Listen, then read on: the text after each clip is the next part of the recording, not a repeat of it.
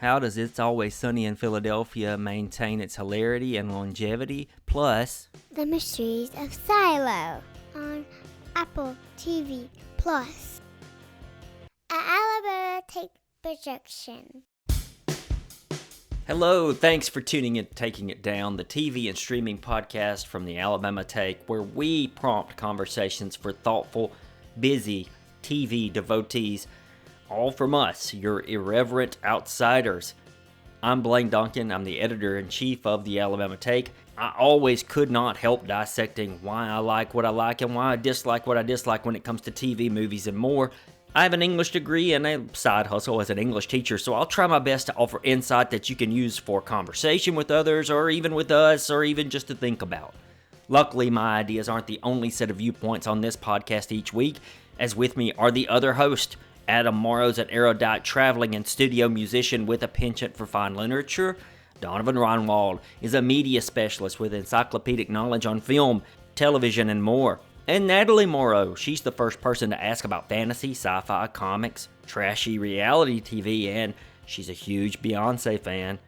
From us, you'll get the obvious, but you'll get the obscure. We are here for the TV and streaming obsessed who are just too busy for anything more than the show or movie itself. We'll give the outside of Hollywood analysis, and like a lot of the Alabama Take productions, it'll come with zero Southern stereotype. We're in the show proper, and speaking of comedies airing on Hulu and FX, I know it's not a trendy topic anymore, but I wanted to talk about It's Always Sunny in Philadelphia. How it's been so long running, and it has sustained its hilarity. If you watch the YouTube version, we just got done talking about what we do in the shadows, which can probably sustain some hilarity depending on how long they want to run. It's Always Sunny, though. I think I've talked in conversation with some people and have labeled it as a top 5 show ever. A lot of times when you get in those conversations, you say, oh, I'm going to put Twin Peaks, I'm going to put Deadwood, I'm going to put Mad Men, I'm going to put The Sopranos, and you kind of forget comedies. But you turn on an episode of It's Always Sunny in Philadelphia, and if you're a fan of it, you're going to laugh. I mean, there's going to be a moment where you will laugh. Maybe 3, 4, 5, 6, 7 moments. I'll open up the floor. Is it the most, because it's been going on for 16 seasons, is it like the most consistent TV show of the modern era or ever? That, because the Simpsons can't keep us. Simpsons are back. Per New York Magazine, they had a great write-up about how the Simpsons is very, very funny again, and they laid out their argument quite well. And but It's Always Sunny is consistent. There's only one as season talking, that dropped, I think. Yeah, I wondered as you were talking, in the fandom, which I'm not really familiar with outside of, being a fan, but, like in the Simpsons world, I know what seasons are favored and kind of where the fall off is generally considered to be. There's really not that with Always Sunny, right? Not really. There is that one, and don't hold me to this. It's the season where they end up trapped in like this thing that's sinking. It's like 3 seasons ago, and it just felt like they didn't have it in them. It was still pretty funny, though. They might have even died or went to hell or almost died or something. It was something like that. And like I said, it's been 3 or 4 seasons, so I've kind of forgotten. It was not their greatest moment, but it's like they picked up the pieces from that and decided to just stick with what works. And what works is they have a secret weapon in Danny DeVito, who is excellent at being a disgusting little troll. Just like there was just an episode that Blaine suggested I watch from this season. I hadn't started watching the season, so I watched a couple episodes. And one Blaine suggested we watch was, what was that, episode 6? Yeah, the gang goes Rats. to Risky Rats, or it's just called Risky Rats Pizza Palace. And there's just it's not even a joke involved with Risky, but it's like Frank is drinking from the water fountain by using like a paper fry cup. Yeah, for no reason. And a kid comes up, he's like, what are you doing? He's like, drinking water. What the hell are you doing? And just everything about it. Like, Danny DeVito is perfect for that. The thing that amazes me with the 4 of us is, Donovan, you were in on the ground floor. Like, how do you tune into that show without much warning or word of mouth happening? What happened? I honestly do not remember. It was only like 5 episodes, too, the first season. There was a fair amount of buzz by season 2. Yes. I feel like word was out by the time it started. But not season 1. Frank wasn't even on the show. They had bounced around. Right. He's on the last episode. That's right. Right? Yeah. Yeah, I have no That's idea amazing. how I got turned on to it. It was also a bit like if you want to make like a coaching tree for TV shows, there's a lot that goes back to Arrested Development. Mm-hmm. I would argue a lot of comedies kind of came out of that style of how it's shot, blah blah blah. I wasn't, when Donovan first turned it on, I don't know that I had like the frame of reference to understand the show. Like people would say it's like Seinfeld, and then you watch an episode if you've never seen Always Sunny before, you think this is nothing like Seinfeld. And as you continue watching, it starts to make more and more sense that it's kind of set the bar for like how absurd and depraved and insane can we make mainstream comedy. I'm impressed that they tackle, especially early, and still, they tackle really taboo topics, and they just do not give a shit. No. And I'm here for that. Yeah, I remember, like, I think it's the second or third episode, Mac and maybe Charlie, it might be Dennis, but I think it's Mac and Charlie, because that's usually the pairing, go to like an anti-abortion rally so that Matt can pick up chicks, and he's like, I've got a list of names of abortion doctors, and Charlie's like, why are some crossed out? He's like, that way they'll think I already did it. But they're playing both sides, right? And they keep trying to climb that fence. Oh, absolutely. Well, that's why I loved, like, talking about playing both sides, right? Like there was in this Risky Rat episode where they any description of the plot just sounds insane, which I love. But when they go to the mannequin and find that it's been defiled and it doesn't have boobs anymore, and Dennis is like, goddamn libs, and then Charlie's like, oh, but it could be the religious conservatives too. He's like, yeah, it could be. That encapsulates their humor really well. I'm going to quote a tweet from Benny.gay. I actually have credit. I have pulled up. I've got credit for this person, and it's perfect. It's exactly what we're trying to say, but well said. South Park gave an entire generation a particular flavor of brain rot that centers around the idea that taking anything seriously is by definition cringe. Meanwhile, It's Always Sunny showed everyone how horrible people with South Park mentality are in practice. And that's it. I thought, wow.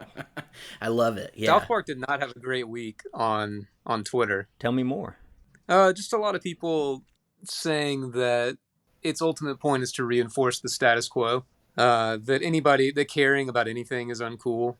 And they come from a very libertarian kind of place, fairly conservative, even though, they hide it kind of beneath these gross out jokes or, we'll take on any taboo topic.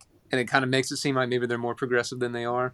Mm-hmm. This is actually in response to the writer and actor strike that's going on, because I don't know enough of the details to lay it out, but there's an episode where they're making fun of Canada, and they released it during the last strike, and it's totally anti-union, anti-blah, blah, blah. So it's not been a great week for them on progressive social media.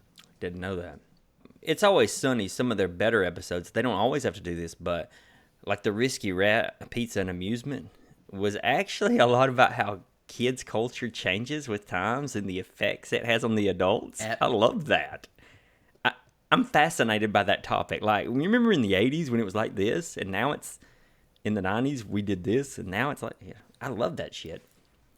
I really loved what they did where, like, everyone in the gang is so, like, they think the stuff that happened in Frank's era was horrible, but then they're trying to describe the things in their era, and they think it's just fine and normal.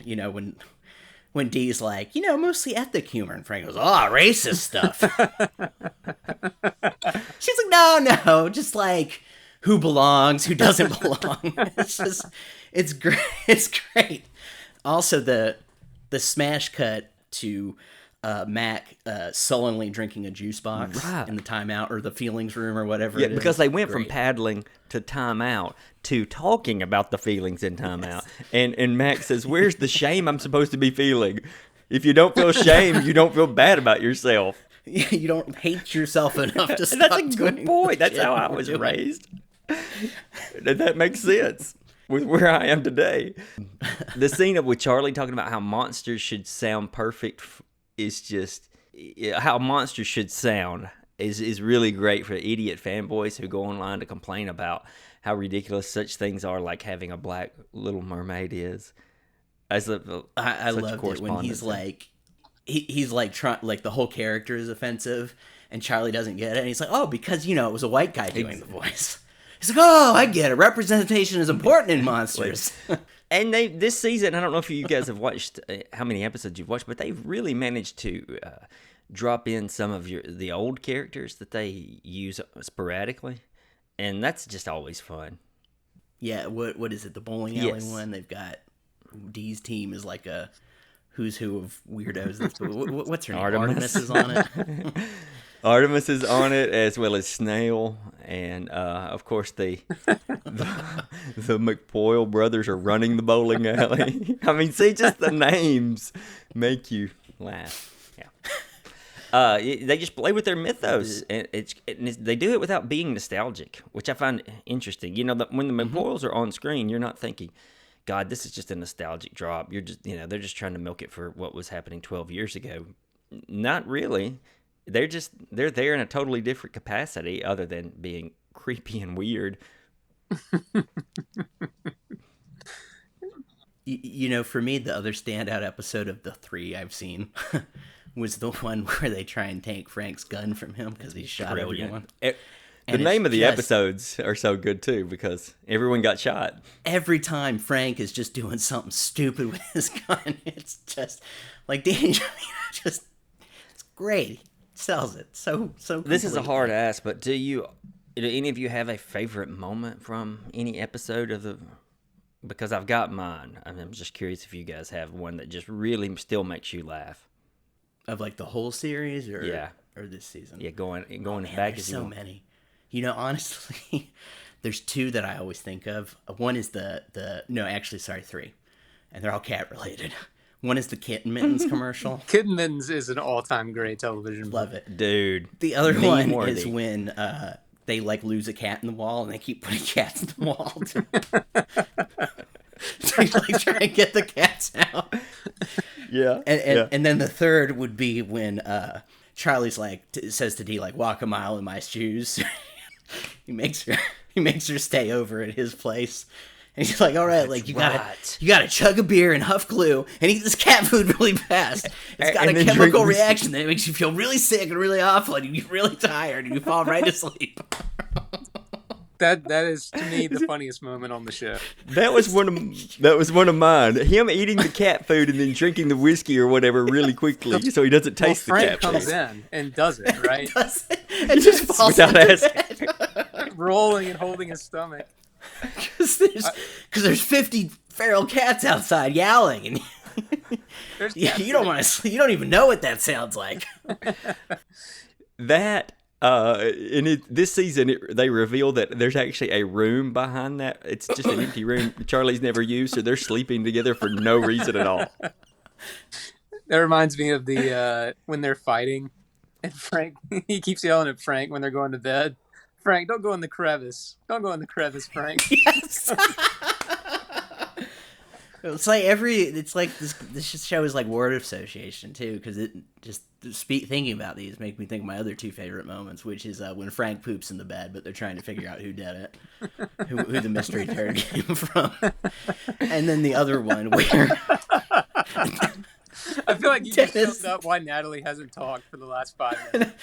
Yeah, poor Natalie.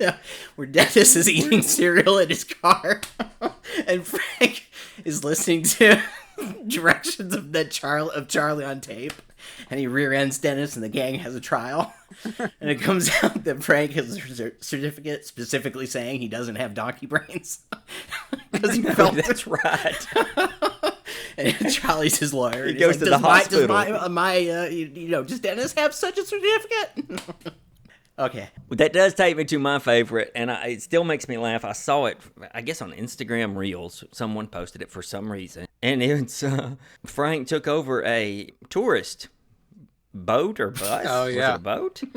Of a lot of Chinese, Japanese people, and and he's just on the radio, and he doesn't know what to say. He never has had any social experiences that are appropriate. And he says, what do I like to do? I like banging whores. And it's just like, why would you say that? Anyway. I think all of mine involve Charlie in some way. Charlie? Yeah. Charlie work. Good choices. Mine involve Frank, usually. Frank is Frank coming out of that sofa that time is... Naked? Yeah, a great moment in physical comedy history. I can't remember. They're trying to treat Charlie one day, like make a really great day for Charlie. And Dee is like, I'm going to take you to the spa. And he's never heard the word spa before. So he keeps thinking that she's trying to say spaghetti. And so for the rest of the episode, he insists that they go and get spaghetti. And he's just eating to-go spaghetti through the rest of the show. Well, he can't read. Right.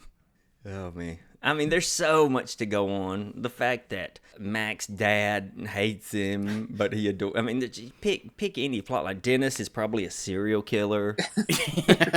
I mean, talking about Mac and his arc, the genius of the show is that you can start, when he gained all that weight on purpose people intentionally or people not intentionally become better looking the longer they're on TV. I'm going to gain all this weight. We'll make jokes about it. To go from him eating the rum ham with Frank, that kind of starts that. And then the arc ends with his dance thing when he's like shredded again. And the dance thing is genuinely emotionally affecting. How does the show pull that off? I'm glad you said that. Yeah, the dance thing is worth mentioning because he comes out via the dance to his dad and I think to Frank and the others, but they kind of knew it. I mean, I remember Frank being very affected by it and having there were real human moments there. He brings it up this season. Yeah, he talks about, they say Frank, Frank disparages gay people, and he says, no, I'm on board with them since I saw the dance. I understand it now. Yeah, and it's a nice moment. Natalie, do you have anything redeeming to say about Always Sunny? I feel like this was always rolling your eyes in the corner when I watched it. I mean, I don't, but it's because I think it's a good show. I think it's funny. I think it's written really well. I think it's clever. I have no problems with the actual... I cannot stand the yelling over each other constantly. Uh-huh. Like, that is such a turnoff that even if, like, I want to follow a storyline because I like where it's going, I just can't. Like, it gives me so much anxiety that I have to turn it off and walk away. She is an anti-stress TV viewer, as we established last week. We know this well about our Natalie. Hey, Natalie, you're not the only one to point that out, though. Like, that's kind of like a running joke about how if a bunch of people are yelling at the same time, somebody will say, this is an Always Sunny episode. Yeah.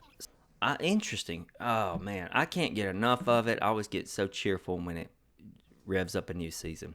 Let's take a break. On the other side of the break, we'll talk about Silo from Apple TV+. We will talk about Secret Invasion's most recent episode. That might be a YouTube special. We'll figure it out.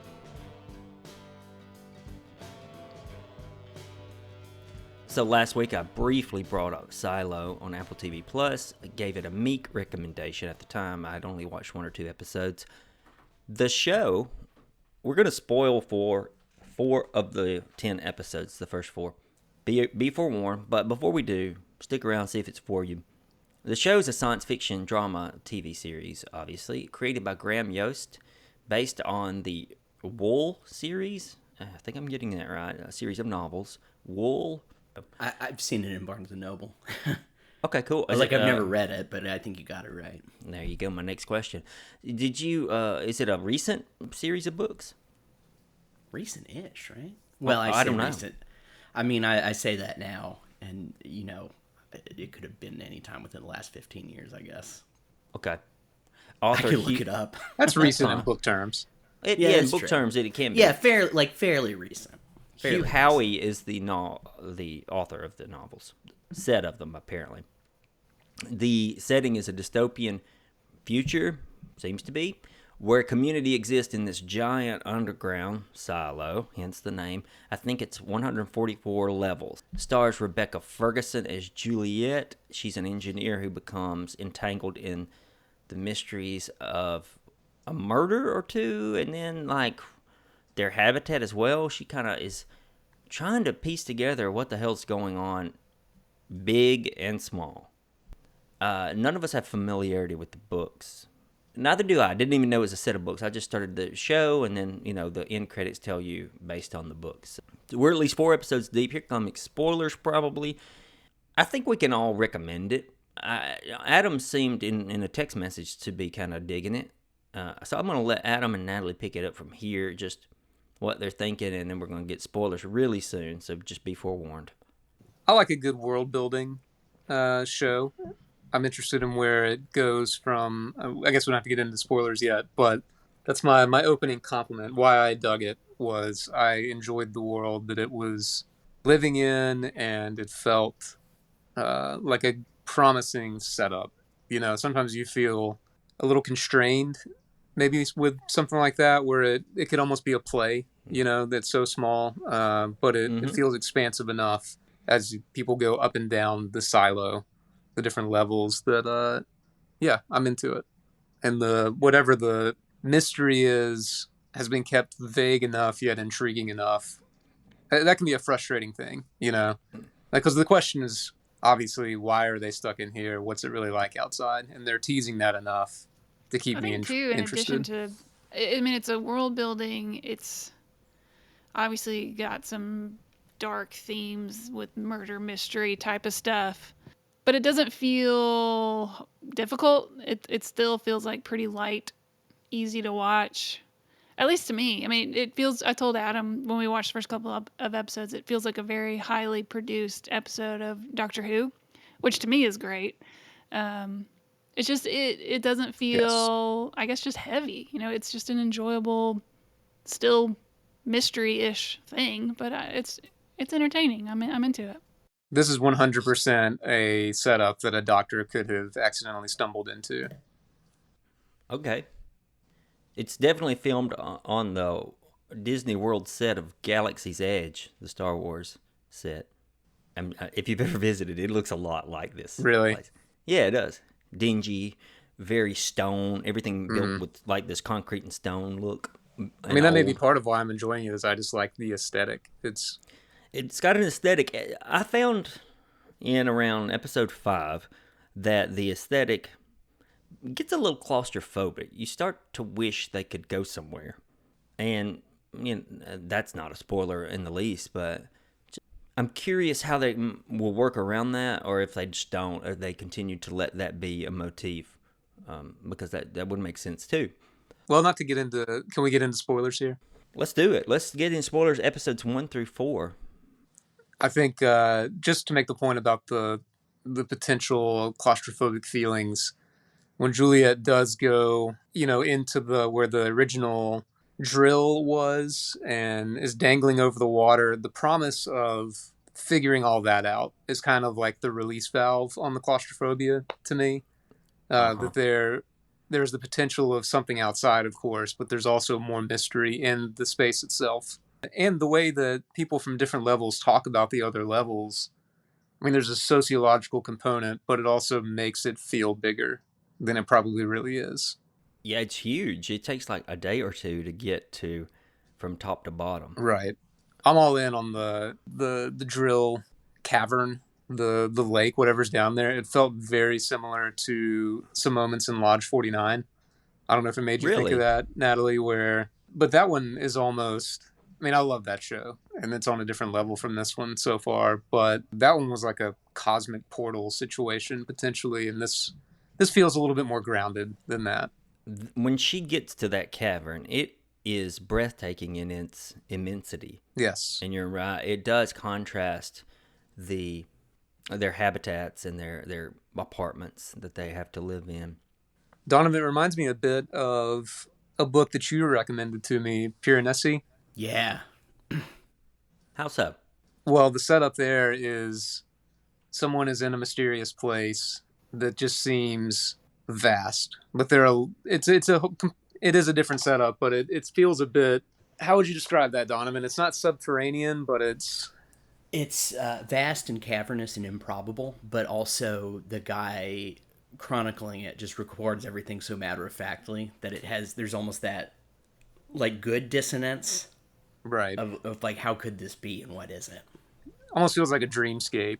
Yeah. Like in that one, there are tides in the area that they're in because there's ocean waves and all this kind of stuff. So it's not on that same level, but the setup of people being somewhere and not really understanding why, but not questioning it that often feels similar. That is definitely what's happening here.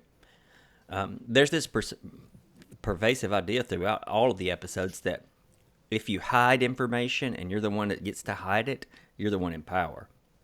That's a pretty common theme in literature and shows. I like what they're doing with it. That's really cool. It's done well. It's comfortably complex. Right. I think that's what Natalie was getting at. There's a complexity to it that makes you want to watch the next episode, but you're not like throwing your hands in the air and saying, fuck this, I can't understand what they're doing. There's been a few, just to blatantly spoil, the end of episode 4, when she gets the file on her deceased boyfriend, and they treat it like a reveal, and we didn't totally understand why that was treated as a reveal. Like, as she learned new information there. There are a few things about the way that the bureaucracy inside the silo works that make you think of checks and balances, or maybe more like a late stage Soviet people fighting each other kind of thing. Yeah. Oh, that's nice. That's a good comparison. I don't know that I've fully tracked all of that. Well, that was interesting. I'm glad you brought that up. That episode ended, and I thought to myself, I guess kind of like you did, like, what an odd place to end an episode, because it didn't feel I think too, special. This isn't quite what you're saying. That like, did we miss something? This seems like it's been being treated as something really important, but we don't know what it is. I think there's also been, like in the first episode, when it's revealed that she clearly, when she had her birth control removed, and then clearly she didn't have her birth control removed, that was so skated over. I thought that was very strange. Like, just a giant plot hole that everybody was like, okay, whatever. I don't know if it doesn't seem like they're coming back to that. Maybe they will, but it just seemed like a very heavy thing for them to just treat so casually. I was confused about that choice, just to not even react to that. Well, I mean, that's part of the recurring statement, listen to your wife, right? But it wasn't just her husband that saw it. I mean, I don't know. It was weird. I thought that was a weird choice. Okay, that answers my question. I was going to say, wasn't it just the sheriff, her husband, who saw it? I mean, she did go into the cafeteria, right?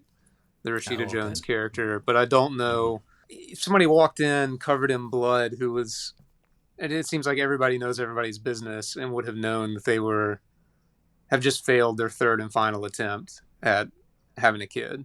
I could see the community thinking this is a person in emotional distress, maybe not in sound mind or whatever.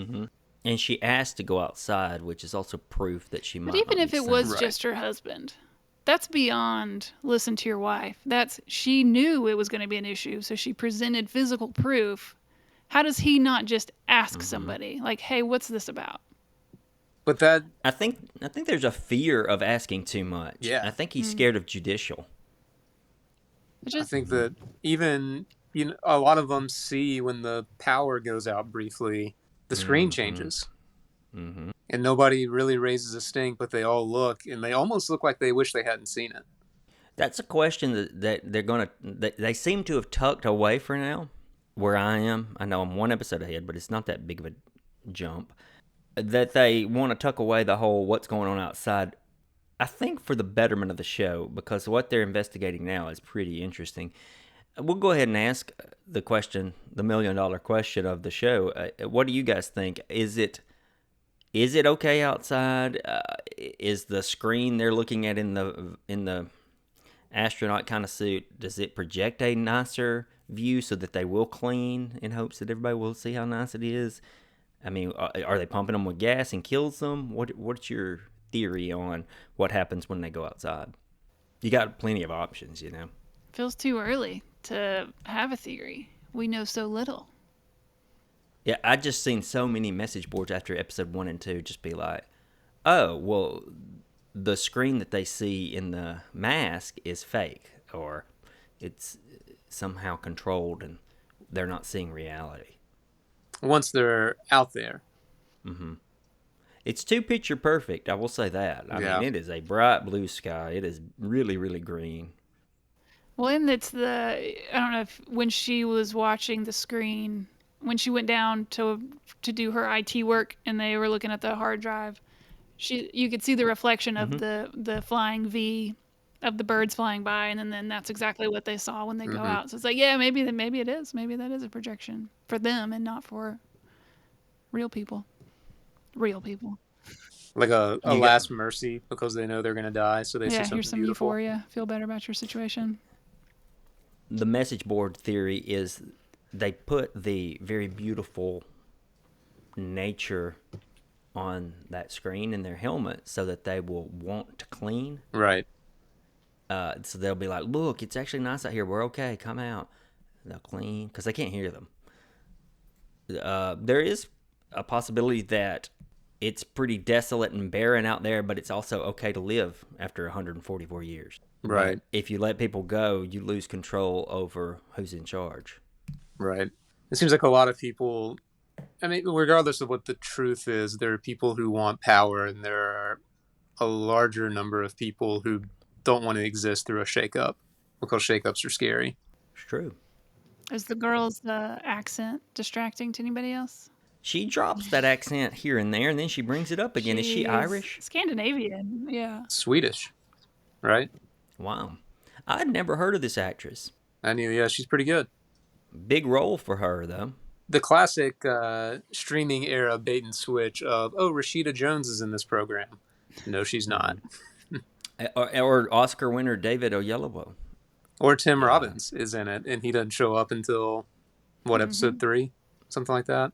In as big a role as, I like him. And I like him in this role. And you'll see, you guys will see a little bit more why in episode 5. Let's map it out just a little. We kind of already have, and then that'll give us a moment to wind down the conversation here. So the idea here is they're living in a silo. It's 144 stories. At the very bottom's engineering. Mysteriously below that, and only a few people know, is the huge drill. We're talking Empire State Building size drill, maybe, that created the place. No one hardly knows about it. Maybe 2 people. You've got David Oyelowo as the sheriff. His wife's an IT lady. She goes to help George, and George has a disc that might reveal more than anyone would want to know.